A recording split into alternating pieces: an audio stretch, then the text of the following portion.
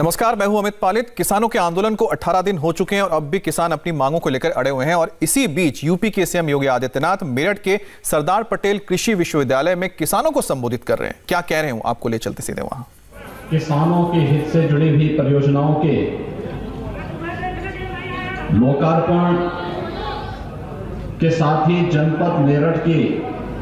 325 करोड़ रुपए की लागत की परियोजनाओं के आज के इस लोकार्पण और शिलान्यास कार्यक्रम में उपस्थित प्रदेश के कृषि शिक्षा एवं अनुसंधान के मंत्री श्री सूर्य प्रताप शाही जी,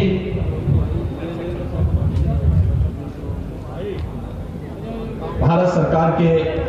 सड़क परिवहन एवं राजमार्ग मंत्रालय के राज्य मंत्री माननीय general doctor VK Singh ji, पशुपालन डेयरी एवं मत्स्य पालन विभाग भारत सरकार के राज्य मंत्री माननीय डॉक्टर संजीव कुमार बालियान जी,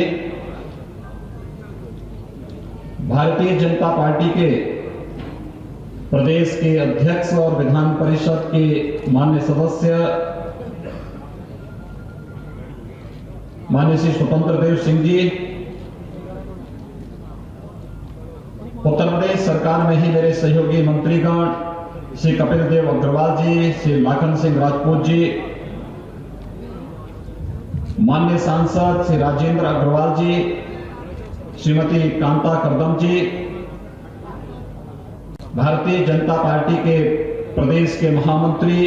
श्री अश्वनी त्यागी जी, क्षेत्रीय अध्यक्ष मोहित बेनीवाल जी, हमारे सभी माननीय विधायकगण श्री संगीत सिंह सोम जी, डॉक्टर सोमेंद्र तोमर जी, श्री जितेंद्र सिंह सतवई जी, श्री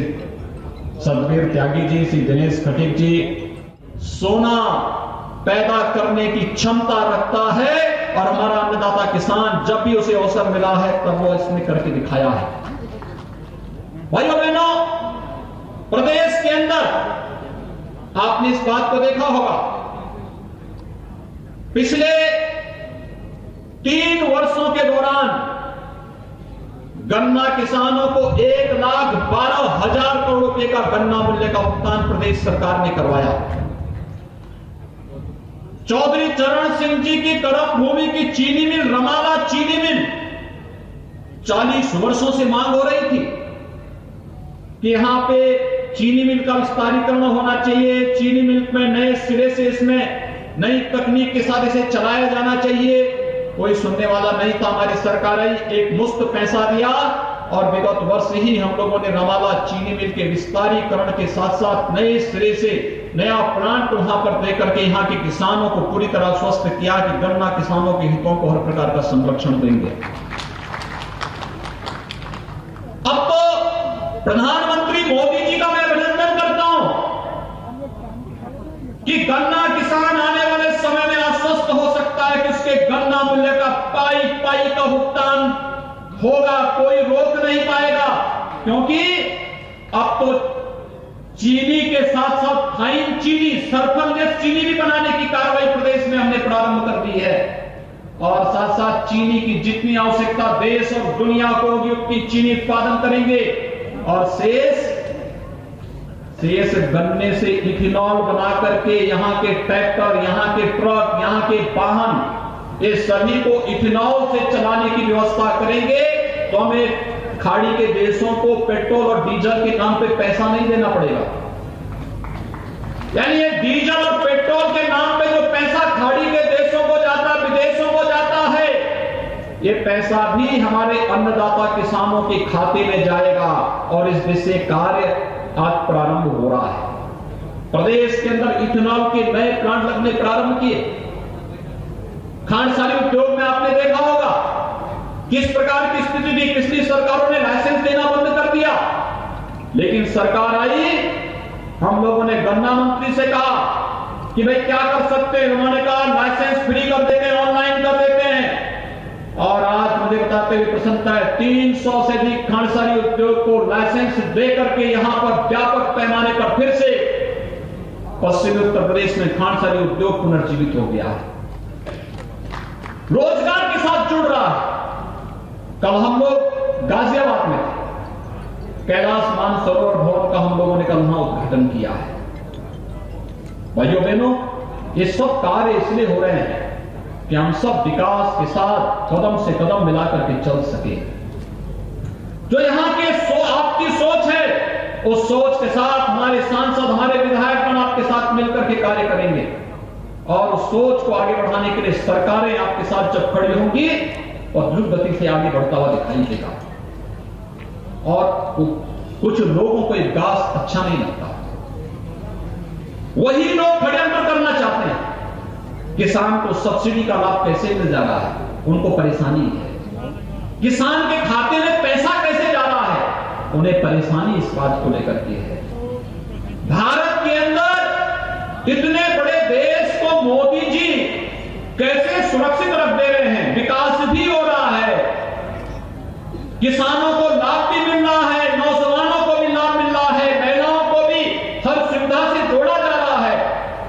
और दूसरा, सीमाओं की सुरक्षा भी मजबूती के साथ होकर के अगर कभी पाकिस्तान आंख उठा करके देखने का प्रयास करता है तो भारत का बहादुर जवान पाकिस्तान के अंदर घुस करके उसके सभी आतंकी कैंपों को नष्ट करने का काम भी करता है। यही तो मोदी जी का कमाल है। भारत के दुश्मन तो घबरा ही रहे हैं, लेकिन भारत की प्रगति से ईर्ष्या करने वाले, विदेशी जूठन से पलने वाले लोग भी अब षड्यंत्र करने में कोई कोताही नहीं बरत रहे। और भाइयों बहनों, उन्हीं लोगों को यही परेशानी है। याद करिए, कभी स्वर्गीय राजीव गांधी जी ने कहा था, राजीव गांधी जी देश के प्रधानमंत्री रहे,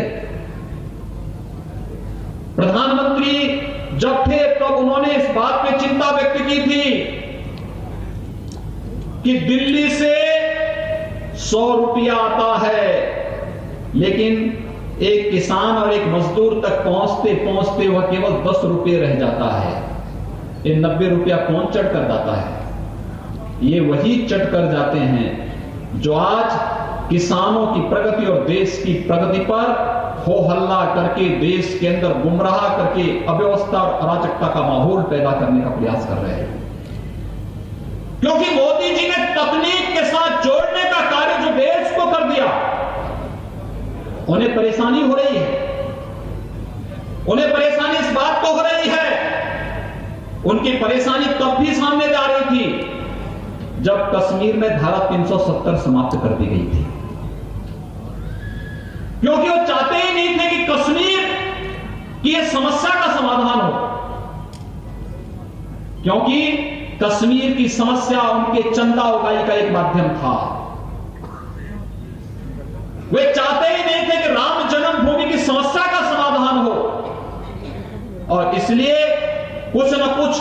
ऐसा व्यवधान पैदा खड़ा करते थे कि कश्मीर में अलगाववाद पनपता रहे, अयोध्या में राम जन्मभूमि के विवाद का समाधान न होकर के एक तरफ हिंदू आस्था पर कुठाराघात करते रहे और दूसरी तरफ एक वर्ग विशेष को उकसा करके उन्हें गलत दिशा में मोड़ देने का कार्य करते थे और इनके चंदा। तो आपने सुना योगी आदित्यनाथ को, वो यही कह रहे हैं कि किसानों के लिए सरकार तो काम कर रही है।